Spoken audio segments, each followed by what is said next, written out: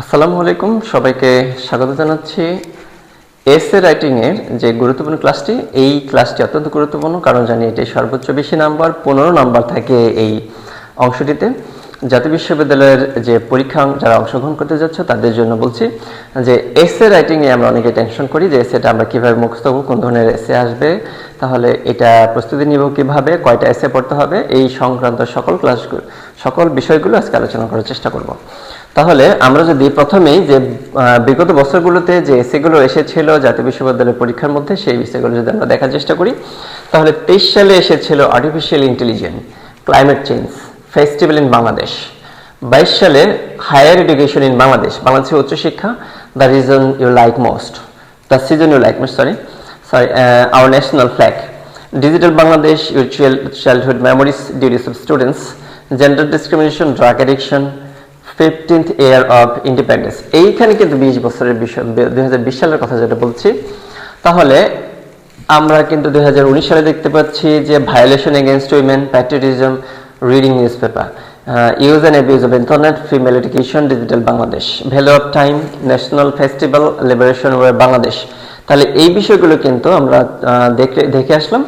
তাহলে আমরা যদি একটু প্রশ্ন বিশ্লেষণ করে বোঝার চেষ্টা করি যে আসলে কোন ধরনের এসেটা আসার সম্ভাবনা রয়েছে, তাহলে এইখানে কিন্তু একটা বিষয় আমরা বুঝতে পেরেছি যে আমরা 16 সাল পর্যন্ত যে প্রশ্নটি দেখেছি কোনো প্রশ্ন কিন্তু রিপিট হয়নি। তাহলে এর মানে হচ্ছে এইখানে যে এসেগুলো এসেছে, এসেগুলো যে রিপিট আসবে এটার সম্ভাবনা খুবই কম। এই এসেগুলো ম্যাক্সিমাম সময় রিপিট হয় না। তাহলে আমরা বিগত বছর প্রশ্নগুলো পড়ে বা এগুলো থেকে যদি মুখস্থ করতে যাই তাহলে না করলেও চলবে। তাহলে এই এসেগুলো বিশ্লেষণ করে আমরা যদি এটা দেখার চেষ্টা করি যে এই পরীক্ষায় আমাদের সামনে পরীক্ষাটা রয়েছে, পরীক্ষার মধ্যে কোন এসেটা বেশি গুরুত্বপূর্ণ। তাহলে important essays for the examination, এটা যদি দেখি, value of time, use and abuse of internet বা Facebook, patriotism, newspaper, July movement, এটা most important, freelancing most important, এই করাপশন, এই তিনটি এসে আমার দৃষ্টিতে সবচেয়ে বেশি গুরুত্বপূর্ণ। তাহলে এই তিনটি এসে আমার দৃষ্টিতে, ভ্যালু অফ টাইম, এই চারটি যদি ভালোভাবে পড়া হয় আশা করি একটি থাকবে। তাহলে আমরা এই এসেগুলো প্রত্যেকটি খুব সহজ শব্দ দিয়ে আমরা কিন্তু লিখে রেখেছি আপনাদের জন্য। তাহলে এই লেকচারটির সাথেই কিন্তু একটি নোট থাকবে, সেই নোটের মধ্যেই আছে এই প্রশ্নগুলো, এই এসেগুলো। এই প্রত্যেকটি এসের যে শব্দগুলো ব্যবহার করা হচ্ছে প্রত্যেকটি শব্দই খুব সহজ, দৈনন্দিন ব্যবহৃত যে শব্দগুলো সেগুলি, এবং যেগুলো একটু কঠিন হয়েছে সেগুলো প্রত্যেকটি এখানে কিন্তু অর্থ ব্র্যাকেটে দিয়ে দেওয়া হয়েছে। তাহলে July movement 2024 in Bangladesh. The July movement 2024 was a powerful and historic protest in Bangladesh. এটা কিন্তু পুরোপুরি খুব সহজে লিখে দেওয়া আছে।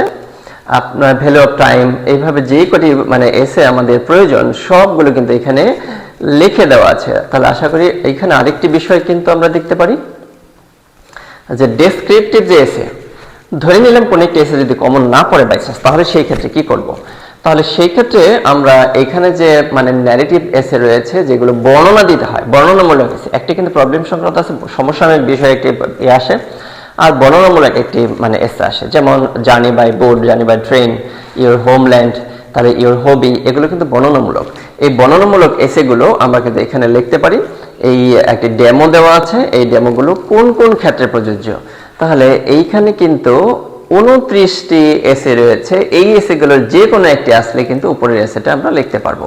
এটা খুব সহজ শব্দ দিয়ে লিখে দেওয়া আছে, খুবই সহজভাবে উল্লেখ এখানে উপস্থাপন করা হয়েছে। তাহলে এই এসেগুলো থেকে আপনারা পড়ে এবং সেখান থেকে ভালোভাবে অ্যান্সার করে নাম্বার রাখতে পারবেন বলে আশা করি।